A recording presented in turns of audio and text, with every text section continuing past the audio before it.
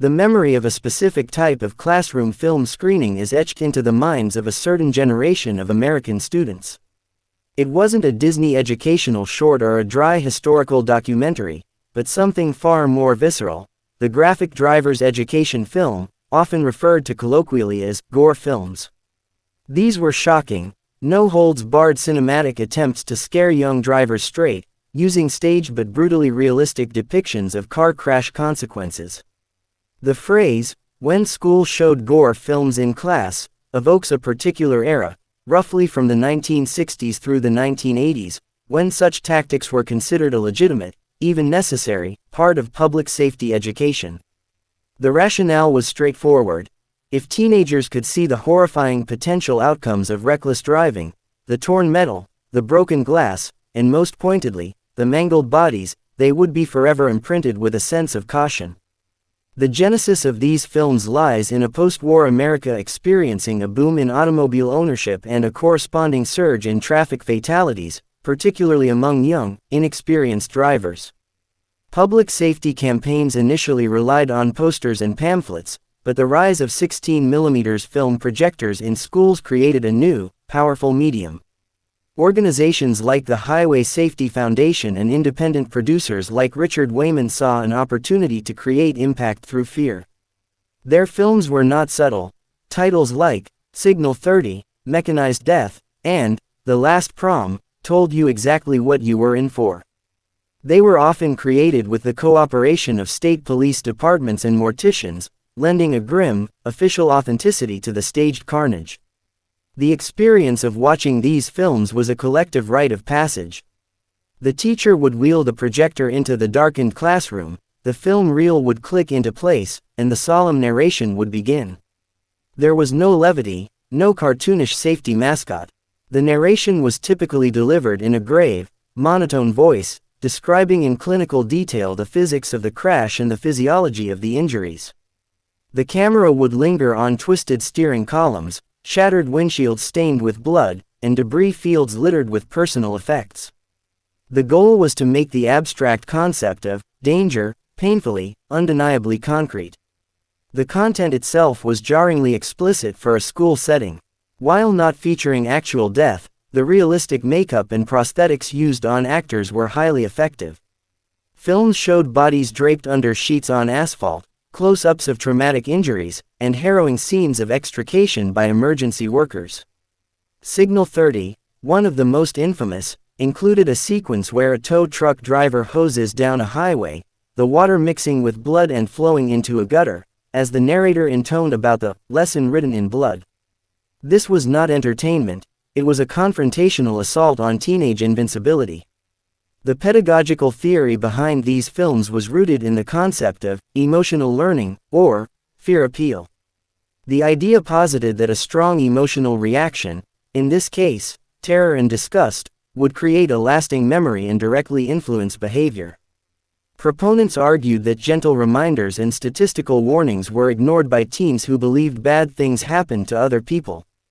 By showing the graphic reality, the films forced viewers to visualize themselves or their friends in these scenarios, theoretically breaking down that wall of denial and instilling a powerful deterrent.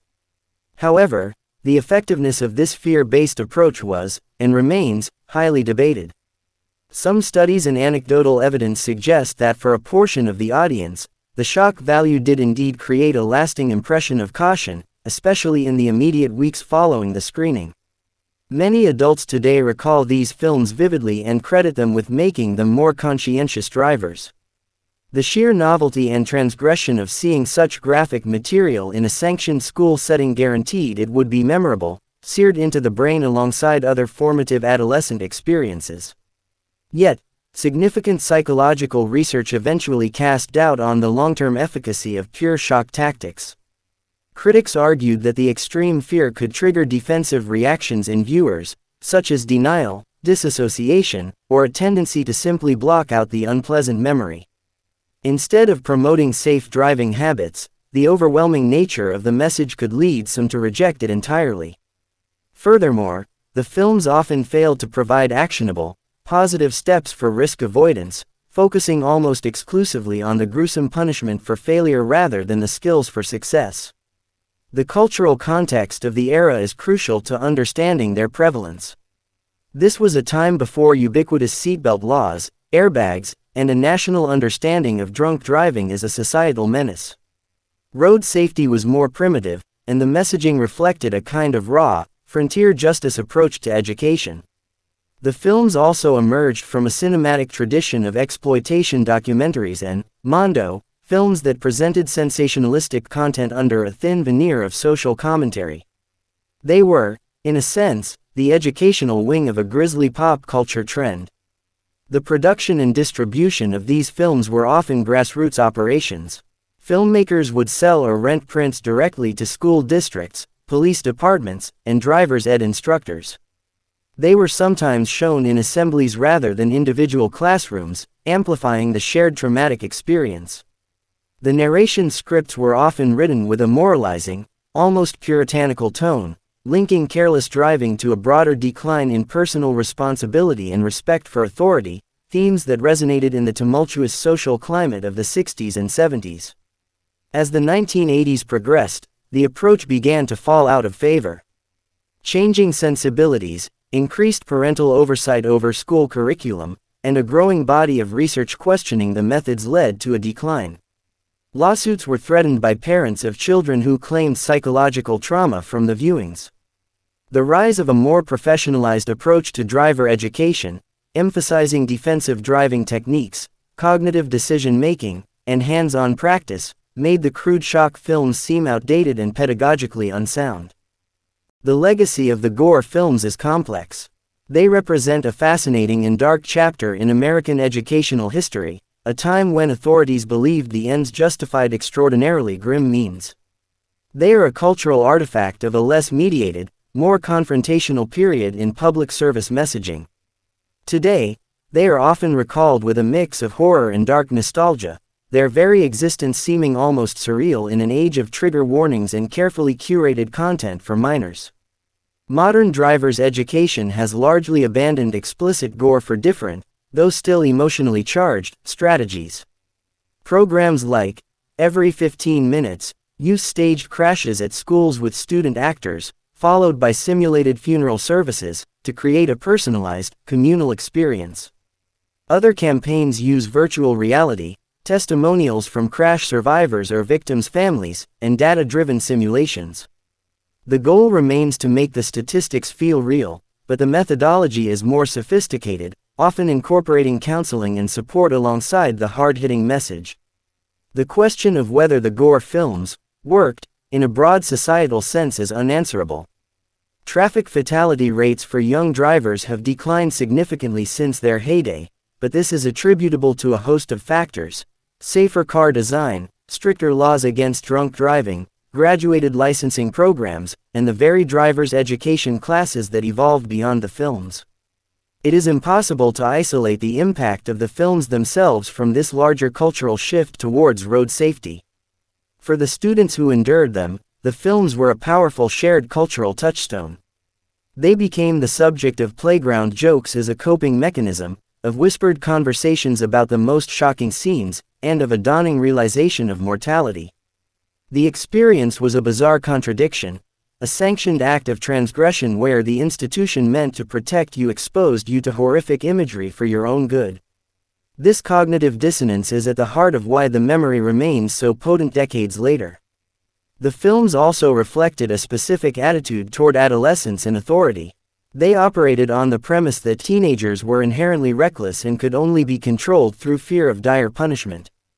This was a top-down, authoritarian model of education, with little room for dialogue or understanding of adolescent brain development. It stood in stark contrast to more collaborative or empowering educational philosophies that would gain traction in later decades. From a filmmaking perspective, these productions were stark and utilitarian, but they developed their own grim aesthetic. The static camera shots, the unflinching gaze at catastrophe, the droning narration, and the use of somber, dramatic music all created a uniquely oppressive atmosphere. They were designed not to entertain or engage in a traditional sense, but to stun and subdue the viewer into submission. In that, they were arguably effective pieces of propaganda, if not necessarily effective tools of behavioral change. The disappearance of the Gore films from schools mirrors broader changes in American society regarding the protection of children from disturbing content. The rise of parental advisory ratings for music, television, and video games created a framework for gatekeeping. The idea of a school, in loco parentis, deliberately showing such graphic material became increasingly untenable, seen as an overreach and a potential source of liability rather than a responsible act of prevention. Today, clips from these films live on, immortalized on YouTube and in documentary compilations, where they are viewed with a combination of historical curiosity and macabre fascination. They are analyzed as cultural relics, examples of a bygone era's approach to social problems. For newer generations, they seem almost like horror movies, their power to shock undiminished even as their context has shifted from classroom cautionary tale to internet oddity. The ethical debate surrounding their use remains relevant. It touches on core questions about education, psychology, and media. How far is too far when trying to save lives? Does shocking imagery desensitize or educate? Where is the line between a legitimate public health message and exploitation? These questions are now applied to anti-smoking campaigns, climate change documentaries, and other public service efforts that use graphic imagery to spur action. In retrospect, the Gore film era can be seen as a well-intentioned but blunt instrument. It emerged from a genuine crisis on the roads and a desperate desire to curb a tragic loss of young life. The filmmakers and educators who promoted them truly believed they were serving a noble purpose, using the most powerful tools at their disposal to combat a deadly epidemic. Their commitment is not in doubt, even if their methods are now viewed as questionable. The personal testimonies from those who saw them are the most compelling evidence of their impact. Stories range from people who credit a specific scene with making them a vigilant driver for life, to others who describe having nightmares, developing a fear of cars, or simply being angered by the manipulative tactic. The reaction was deeply individual, dependent on personality, prior experience, and mindset, highlighting the flaw in a one-size-fits-all approach to traumatic imagery. The films also served an unintended sociological function. They were a stark presentation of the hidden costs of America's love affair with the automobile. In an era of tailfins and open highways, they presented the dark underbelly of mobility and freedom. They forced a confrontation with the physical reality of high-speed metal and glass, acting as a grim counter-narrative to the glamorous car culture portrayed in advertisements and popular media. As drivers' education moved from fear-based models to competency-based models, the focus shifted to empowering teens with skills and knowledge. The message changed from, "This is what will happen if you crash," to, "Here's how you can avoid crashing in the first place." This represents a fundamental shift in perspective, viewing the young driver as a student to be educated rather than a threat to be subdued. The story of the Gore films is ultimately a story about the evolution of pedagogy and social marketing. It shows how society's understanding of both adolescence and effective communication has changed. We have moved from a model of instilling fear to a more nuanced model of building resilience, competence, and responsible decision-making, even if elements of emotional appeal remain. Their history is also a reminder of how solutions to complex problems are often products of their time. The Gore films were a response to a specific technological and social moment, the democratization of the automobile meeting the proliferation of film in education. They were an attempt to use a new medium to solve a new problem, and while the solution now seems crude, it was innovative for its era. For collectors of obscure media and cultural historians, these films are prized artifacts. They are studied not just for their content, but for their form, their narration style, and their place in the ecosystem of mid-century industrial and educational filmmaking. They are a distinct genre, with its own conventions and codes, born from a unique intersection of public need and cinematic opportunism. The phrase, Gore films, itself has taken on a legendary, almost mythical quality. It conjures a shared secret, a forbidden knowledge passed down between generations. Older siblings would warn younger ones about the horrors awaiting them in driver's ed, building anticipation and dread. This oral tradition amplified the film's power long before a student ever saw them, embedding them in the folklore of the American school experience. In a modern media landscape where graphic content is readily accessible, but heavily compartmentalized, the idea of a teacher formally presenting such material in a classroom feels alien. It speaks to a different relationship between institutions, parents, and children, one with greater assumed authority for the school and perhaps a thicker skin, or at least different expectations, for the child. The end of the Gore film era marks a shift in that social contract. Ultimately, the full story of when schools showed Gore films is more than a history of drivers' education. It is a lens through which to examine changing attitudes toward youth, risk, authority, and the very purpose of education. It asks us to consider how we convey grave truths to the young, and what methods we deem acceptable in the pursuit of their safety and well-being. The films were a stark, flawed, but unforgettable answer to that enduring challenge. While the projectors have long been silent and the film reels stored away, the legacy of these cinematic shock treatments endures. They remain a powerful reference point in discussions about fear, pedagogy, and the lengths society will go to protect its own.